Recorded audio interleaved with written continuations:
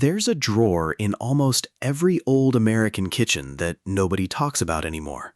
Tucked behind the silverware, water-stained, corners soft from handling, a handwritten recipe card. No photograph, no fancy title, just a list of vegetables, a cooking time, and a number scrawled in the corner. 12 cents. Sometimes 8, sometimes, during the worst years, 4. These were not recipes for flavor. They were recipes for survival. And somewhere between the Great Depression and the rise of the supermarket freezer aisle, 30 of these meals simply vanished from American memory. Why did a nation that once knew exactly how to feed a family of 6 on a single dollar forget how to do it at all?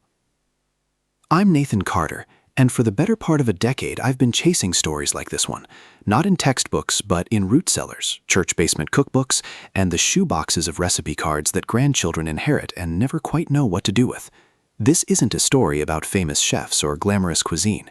It's a story about ingenuity born from desperation, and about how the humble vegetable dinner quietly held the country together when almost nothing else could. To understand these dishes, you have to understand the world that created them. In the early 1930s, roughly a quarter of American workers had no job at all. Bank failures wiped out savings overnight. Dust storms buried entire farms in the Great Plains. And in cities, families who had once eaten meat every night found themselves staring into nearly empty pantries. The federal government eventually stepped in with relief programs, but for millions of households, survival came down to something far more local: what could be grown in a backyard plot, stretched with water, and made to taste like more than it was. This is where the vegetable dinner earned its place in history. Cabbage, potatoes, onions, and whatever beans could be dried and stored became the backbone of the American table. These weren't glamorous documents. They were often mimeographed, distributed door to door, printed in newspapers between want ads, but they carried real science. Nutritionists calculated exactly how many calories a working man needed, how much a growing child required, and how to hit those numbers using the cheapest possible combination of vegetables. Here's something most people don't know. Many of these dollar dinners weren't actually invented during the Depression at all. They were older, passed down from immigrant kitchens in the decades before, from Italian, German, Eastern European, and Southern Black households who had never had the luxury of wasting food in the first place. The Depression didn't invent frugal cooking. It simply forced the entire country to relearn lessons that working class and immigrant families already knew. That's a detail that gets lost in the popular imagination of this era, the idea that poverty cooking was some uniquely American invention of hard times, when really it was knowledge quietly carried across oceans and generations, waiting for the moment the whole nation would need it. Take something as simple as scalloped potatoes and onions, cooked without a scrap of meat, thickened with a spoonful of flour and milk if you were lucky enough to have a cow, water if you weren't. And here's where the story gets more interesting than most people expect. These weren't just desperate improvisations. They were deeply, almost scientifically efficient. Victory garden programs during both world wars built directly on Depression-era vegetable cooking because the government had already learned that a well-organized backyard plot could feed a family for a fraction of grocery store prices. By 1943, an estimated 20 million American households were growing their own vegetables, producing nearly half the fresh produce consumed in the entire country that year. That statistic alone should stop you. Half the nation's vegetables, not from farms, not from trucks, but from backyards, using techniques refined during the leanest years of the Depression. So, if these meals were so effective, so deeply woven into American households for nearly 2 decades, why did they disappear so completely?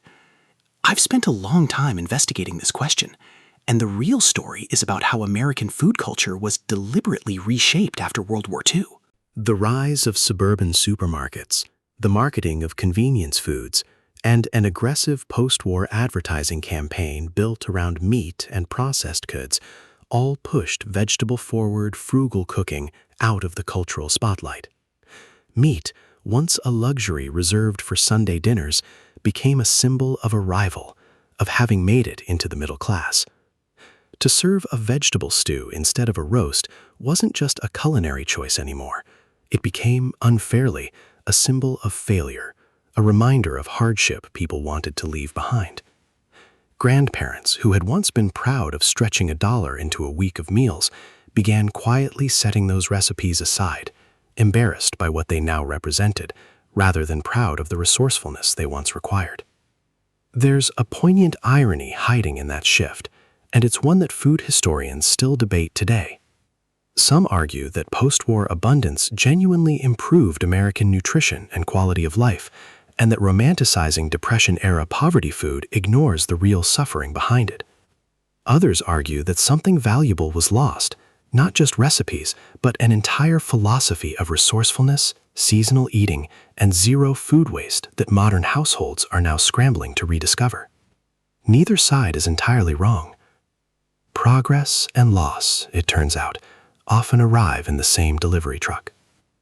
If you're wondering whether this is just a quiet corner of culinary trivia, consider this. Agricultural economists studying food insecurity today have started returning directly to Depression-era vegetable dinner guides, not as nostalgia, but as genuinely useful nutritional blueprints. That's the kind of detail that stops me in my tracks every time I encounter it in the archives.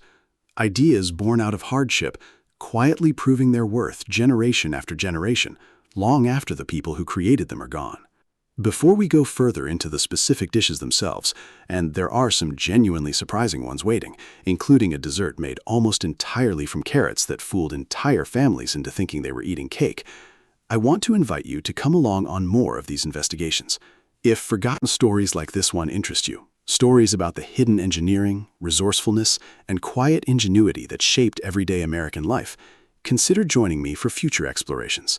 There are far more of these hiding in plain sight than most people realize. Now, here's where the story takes its most unexpected turn, because tucked inside these 30 recipes is something historians only pieced together fairly recently.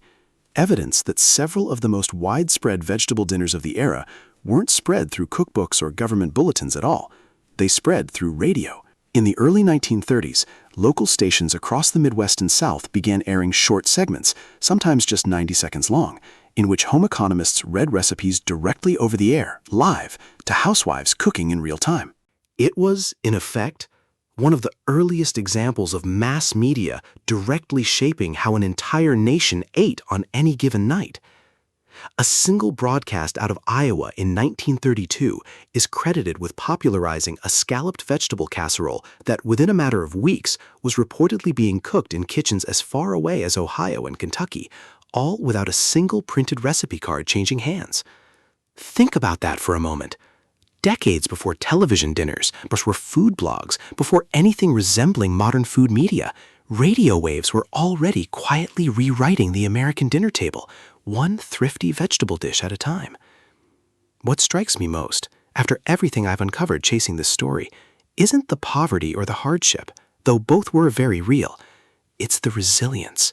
It's the quiet dignity of home economists working with almost nothing and refusing to let a nation go hungry. It's grandparents who never called themselves innovators, but who, out of sheer necessity, engineered nutrition science in their own kitchens decades before it had a name. Every time I study a story like this one, I'm reminded that America's greatest achievements weren't always built in factories or laboratories.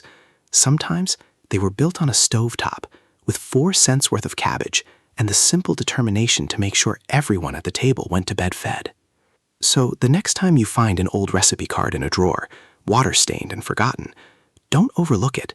That faded handwriting might just be one of the most quietly important documents in American history. If this story found its way to you, there's another forgotten chapter waiting, one about the roads America built and then simply left behind. I'll see you there.